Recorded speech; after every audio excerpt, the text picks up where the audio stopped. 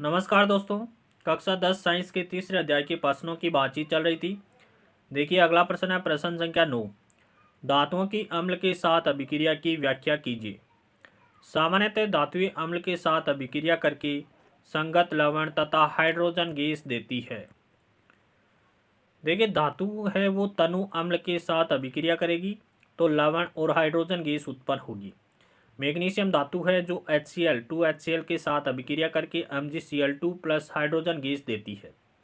इसी प्रकार जिंक धातु की बात करें तो जिंक धातु H2SO4 के साथ अभिक्रिया करके ZnSO4 प्लस हाइड्रोजन गैस से देती है।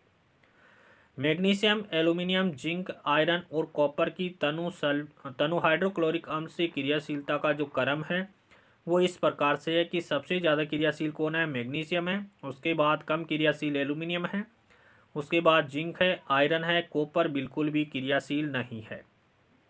मैग्नीशियम के साथ अभिक्रिया सर्वाधिक ऊष्माक्षेपी है।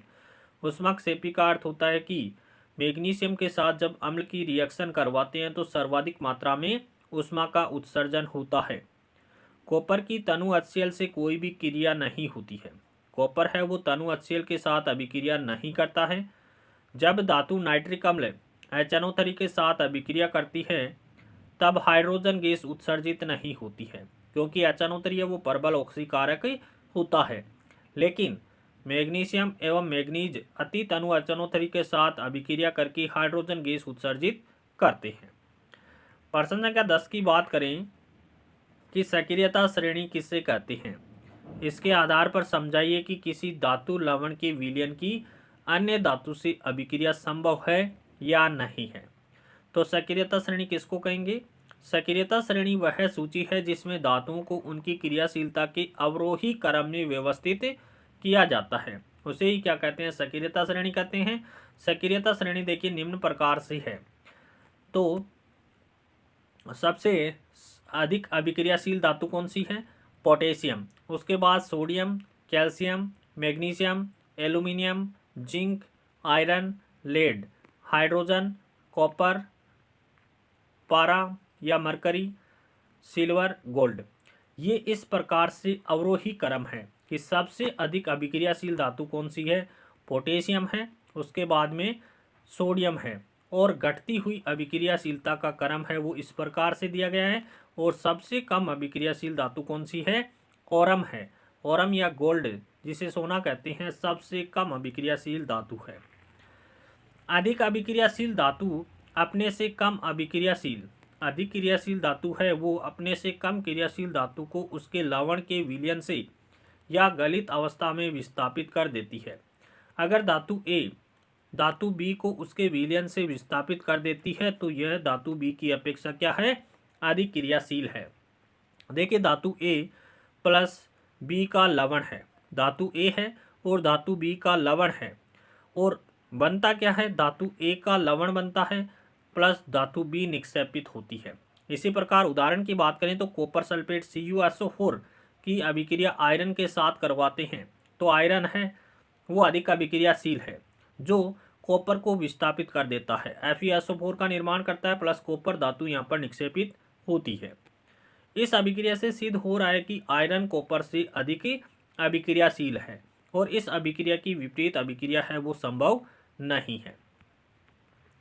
प्रश्न संख्या 11 की बात करें, धातु अम्ल के साथ अभिक्रिया करके हाइड्रोजन गैस प्रदान करती है परंतु नाइट्रिक अम्ल के साथ अभिक्रिया करने पर हाइड्रोजन गैस उत्सर्जित क्यों नहीं होती है? इसका कारण बताना है।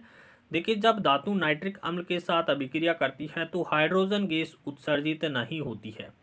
इसका कारण क्या है कि HNO3 यानी नाइट्रिक अम्ल है वो एक प्रबल ऑक्सीकारक होता है। नाइट्रिक अम्ल क्या है? एक प्रबल ऑक्सीकारक है जो उत्पन्न होने वाली हाइड्रोजन गैस को क्या कर देता है? ऑक्सीकृत कर देता है। ऑक्सीकृत करके जल में परिवर्तित कर देता है। किसको? हाइड्रोजन गैस को किस में परिवर्तित कर देता है? जल में परिवर्तित कर देता है और स्वयं नाइट्रोजन के किसी ऑक्साइड में अपचयित हो जाता है। कौन से ऑक्साइड में? N2O, NO, NO2 में अपचयित हो जाता है। उदाहरण की बात करें तो जिंक धातु है। जिंक धातु 4HNO3 नाइट्रिक एसिड के साथ अभिक्रिया करके ZnNO3 का whole कवाइस plus 2NO2 plus 2H2O का निर्माण करती है। प्रश्न संख्या 12 की बात करें, क्या होगा जब सिल्वर नाइट्रेट के विलयन में कॉपर की एक पट्टी डाली जाती है। दूसरा प्रश्न पूछा गया है, जब कॉपर सल्फेट के विलयन में जिंक की पट्टी डाली जाती है तो क्या होता है। पहला प्रश्न क्या है, जब सिल्वर नाइट्रेट के विलयन में कॉपर की पट्टी डालते हैं तो विलयन से सिल्वर है वो पृथक हो जाता है तथा कॉपर नाइट्रेट बनता है, जिसके कारण विलयन नीला हो जाता है, क्योंकि सिल्वर की तुलना में कॉपर क्या है, अधिक क्रियाशील है। सिल्वर की तुलना में कॉपर अधिक क्रियाशील है। देखिए रासायनिक समीकरण है 2AgNO3 प्लस Cu, तो CuNO3 का कवाइस बनता है प्लस 2Ag, सिल्वर धातु यहाँ पर निक्षेपित होती है। दूसरा प्रश्न देखिए, जब कॉपर सल्फेट के विलयन में जिंक की पट्टी डालते हैं तो विलयन से कॉपर पृथक हो जाता है। कॉपर सल्फेट के विलयन का नीला रंग है वो गायब हो जाता है तथा जिंक सल्फेट बनता है, क्योंकि जिंक है वो कॉपर से अधिक क्रियाशील है। जिंक धातु कॉपर से अधिक क्रियाशील है। तो देखिए कॉपर सल्फेट का नीला रंग है, जिसका रासायनिक सूत्र CuSO4 अभिक्रिया करता है जिंक धातु के साथ। तो जिंक अधिक क्रियाशील होने के कारण कॉपर को यहाँ से विस्थापित कर देती है और ZnSO4 का निर्माण करती है, जिसका रंग कैसा होता है, रंगहीन होता है, प्लस कॉपर धातु यहाँ पर निक्षेपित होती है।